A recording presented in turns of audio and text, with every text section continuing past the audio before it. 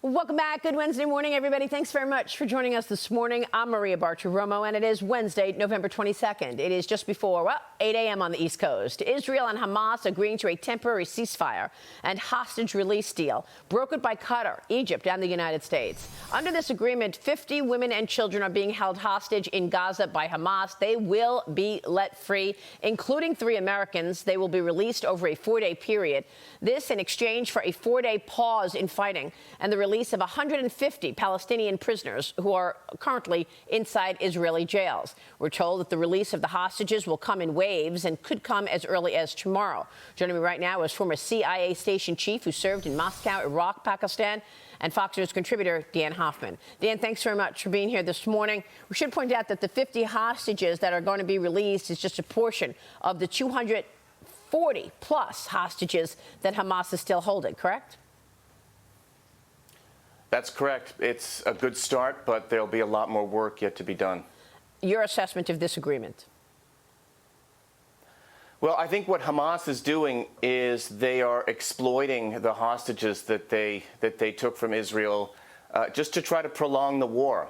They're going to get a short truce. It's going to set back Israeli military operations for a few days. It'll allow the Hamas terrorist fighters perhaps to rearm and to move to locations where Israel will have to find them again and fix their locations.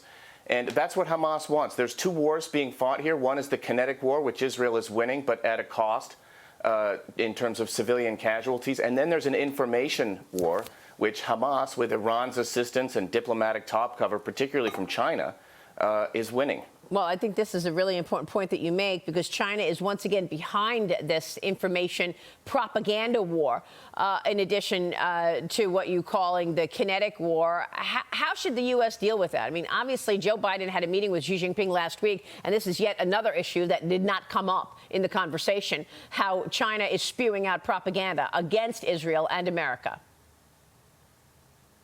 Well, I think we have to be forceful about taking on China, and I wish we would call this this challenge we face from China what it is. It's another Cold War. They're militarizing the South China Sea. They're developing nuclear weapons at the fastest rate that of any country, and posing a grave threat to the United States in the process. They're mounting full court press against our private sector to steal our intellectual property and espionage operations against us. The list goes on and on, not to mention TikTok, which NSA Director Nakasone called a loaded gun that we're aiming against ourselves when we use it. So I think this administration needs to take on China and take a page out of President Reagan's eloquent use of the bully pulpit to do so. Yeah, well, they're not doing that, and it could be because this president is compromised. But I just want to point out the other big story of the morning where China is behind is Binance. The CEO of Binance puts a guilty plea and steps down from Binance to Chinese cryptocurrency exchange because Hamas was using Binance to get money. The cryptocurrency exchange was being used to funnel money to Hamas, saying that it was small sums, but it was enabling Hamas to fund this war. Again, China behind it. Yeah, when I served at CIA, we used to focus a lot on the kinetic side of targeting terrorists all over the world. But we also tried to follow the money, because that's what finances terrorist operations. And Hamas has an extraordinarily sophisticated capability to invest money and then use that money, of course, on terrorist attacks against innocent Israelis and Americans, for that matter. And they've done it through cryptocurrency and with the assistance, as you correctly point out, of China. Yeah, the Treasury Department said in a statement, Binance enabled a range of illicit actors to transact freely on the platform, naming Hamas, Al-Qaeda, Palestinian Islamic Jihad, the Islamic State of Iraq and Syria, terrorist organizations who received money through that exchange. Dan. Yeah, China views the world in kind of a warped prism, similar to Vladimir Putin. If whatever they're doing is hurting the United States, no matter how bad it might be, then that's a good day for them. And if that means a relationship with Iran, China and Iran signed a 25-year partnership deal back in 2021. China's enabling Iran to evade sanctions and ship their oil because that's what they need. Yeah. But China's in a global competition with the United States for influence, and that's what we're seeing in the Middle East with their latest, loosely called a peace proposal, which it really isn't. But that's what they're trying to do. And that's the way they see the world. Well, they certainly have their guy in the White House in order to help enable all of this. Meanwhile, the U.S. conducted airstrikes on Iraq earlier today, destroying 2 facilities used by Iranian proxy forces just one day after an American military gunship fired and killed 3 Iran-backed militants. These strikes are in retaliation, of course, for an attack on a U.S. airbase in Iraq yesterday, resulting in at least 8 injuries.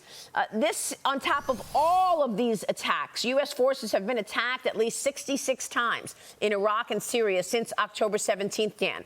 What should be the proper response from America to all of these attacks on our U.S. military forces in the Middle East right now? Well, first, it's important to note that Iran is dialing up the pressure.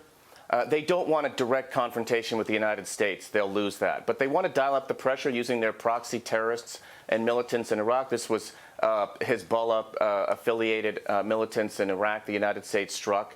But what Iran wants to do, and this is part of feeding their information war, they want to make it appear like the United States is at war in the Middle East on Israel's side. And that's how Iran will seek to sway public opinion in Arab states like Egypt and Saudi Arabia and Jordan, which are many pro-Palestinian in those countries. And Iran is trying to drive a wedge between them and the leadership of those countries who are adversaries of Iran. The United States, we don't have deterrence. We haven't established deterrence, and we need to do it because our military servicemen and women are at risk. They're serving in harm's way, and we owe it to them to do everything we can to reestablish deterrence. It's unbelievable how dangerous this world has become and the vulnerability that America finds itself in right now. We're even expecting now or wondering if we're going to see a terrorist attack on U.S. soil. Is the man in the White House up to the job? Well, I certainly pray that he and his team are up to the job. There are a lot of hardworking, dedicated public servants in our military and the intelligence community and supporting the president and his team, and they do it without any predisposed political bias, no matter who's in the White House. But look, we face a national security threats wickedly complex and challenging, more so arguably than ever before, with Russia and China and North Korea and Iran and the new axis of tyranny, not to mention transnational terrorism and the proliferation of weapons of mass destruction and migration in our southern border. There's just no shortage of these threats to our national security. And what's imperative is that we get the most out of our elected leaders. That goes for both sides of the aisle working together. Yeah, for sure. All right, Dan, we'll be watching all of that. Thanks very much for your analysis on this.